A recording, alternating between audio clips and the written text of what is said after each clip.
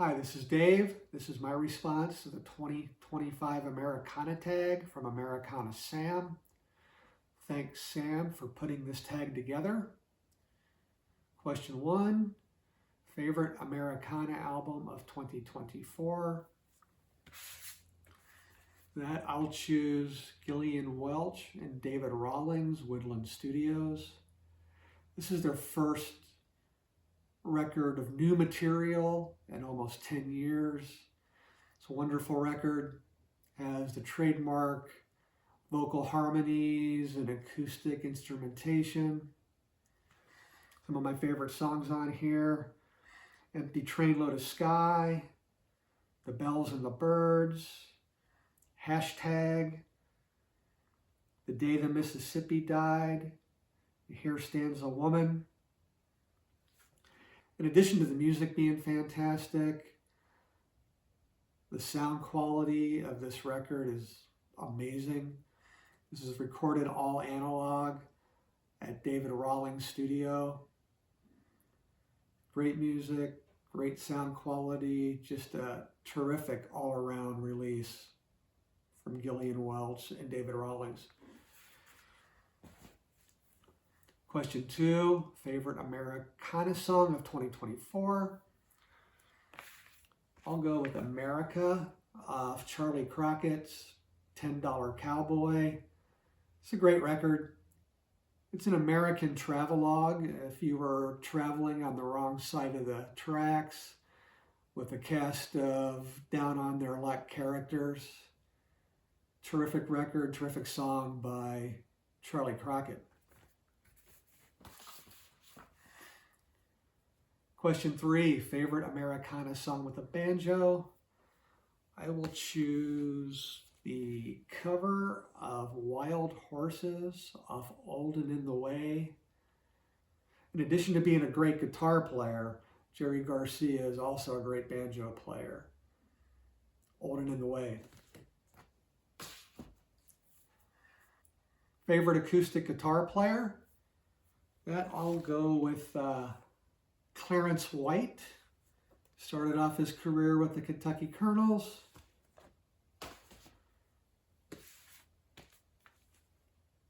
Was in the Byrds during their later years and part of numerous collaborations.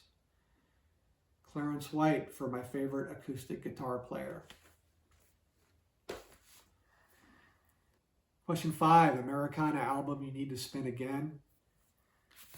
I'll choose Freakwater, which consists of guitarist and singers Janet Bean and Catherine Irwin.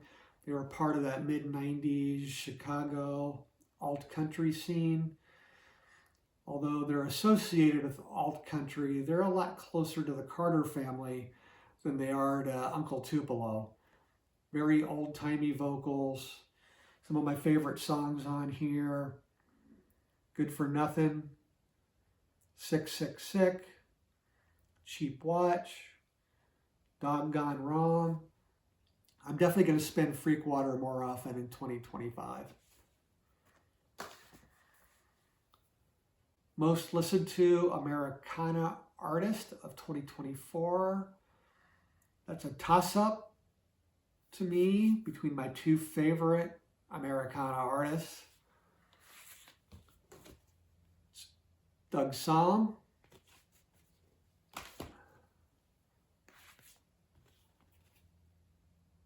and Townes Van Zandt. I can't get enough of either of these two artists. The next record I'm going to show is going to be my answer for 3 questions. Most listened to Americana album of 2024. Show an underrated Americana album. And an Americana album you're hoping for in 2025. For that, I'm going to choose Peter Bruntnell, Normal for Bridgewater from 2000. Peter Bruntnell is a singer-songwriter based in London. He's been making great music since the mid-90s. I would say that the record is more underappreciated than underrated. When it came out, it got really good reviews, was highly rated in all the magazines. Just recently, Americana UK voted this as one of the top 10 Americana albums of all time, and deservedly so. Got members of Sun Volt backing him up, so you can definitely hear some Sun Volt, Uncle Tupelo influence here. It has Eric Haywood on pedal steel. Anytime I see Eric Haywood in the credits, it's a record that I know is worth a listen. So many great songs on here. The lead-off track, Handful of Stars, is my favorite song on here. Such a beautiful, gorgeous song. NFB, Forgiven. On that track, you can definitely hear the Uncle Tupelo influence. By the Time My Head Gets to Phoenix, Played Out.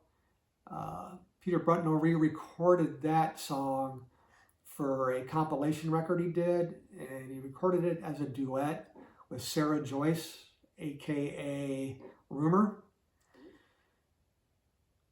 Cosmia really has this fun Cajun vibe to it. Lay Down This Curse, Straight Ahead, Sun Volt influenced rocker. Jurassic Parking Lot, and Outlaw. It's a wonderful record. If you haven't listened to this, definitely give it a spin. If you're into Americana, or if you're into the singer and songwriter genre, you'll probably love this record. And also, an album I'm hoping for in 2025 is a vinyl repress of this. Please put this back out on vinyl. Question 10, show an Americana collaboration. For that, I'm going to choose the Pine Valley Cosmonauts, Salute the Majesty of Bob Wills. This is a John Langford collaboration with Steve Goulding from Graham Parker's Rumor on drums. I'm a big fan of everything in the John Langford universe. The Mekons, the Waco Brothers, all of his various collaborations. This has 19 Bob Wills covers with a really impressive list of guest vocalists.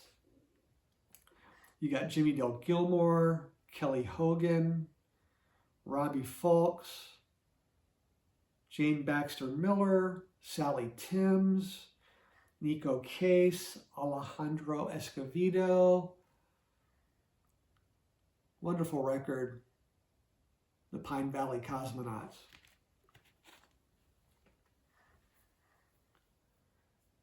Next question, underrated album by your favorite Americana artist?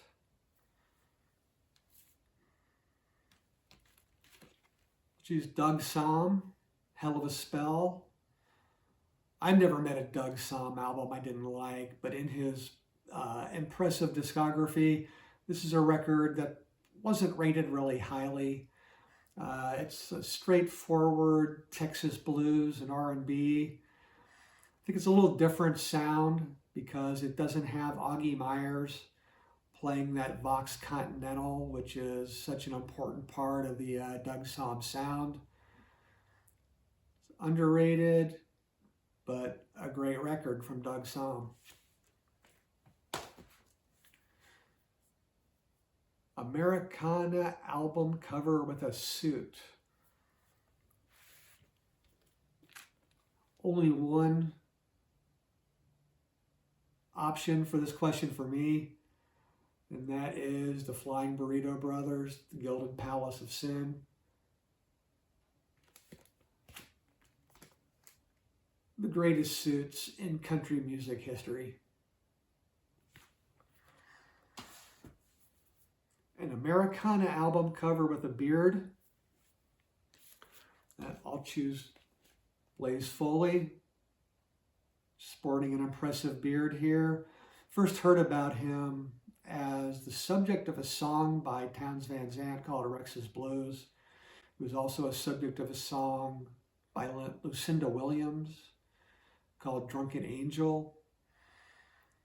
If you like Townes Van Zandt, I think you'll like Blaze Foley. Very similar vein.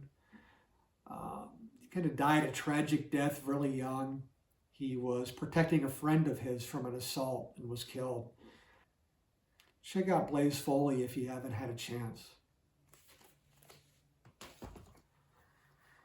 2 albums on the same label. I'm going to go with one of my favorite labels from the late 90s, early 2000s. And that's Bloodshot Records. It's Alejandro Escovedo's A Man Under the Influence. This Bob Wills record was also on Bloodshot. Terrific, terrific label, Bloodshot Records. Final question, an Americana Grail. I'm looking for an LP pressing of Steve Earle's Train A-Comin'. I know it was pressed maybe 10 years ago, but it was a very short run. They came and went very quickly. It's very expensive right now, so maybe I get lucky and find one out in the wild at a reasonable price, or even better, a repressing of that album in 2025. Thanks, Sam, for a fun tag. Thanks for watching. Goodbye.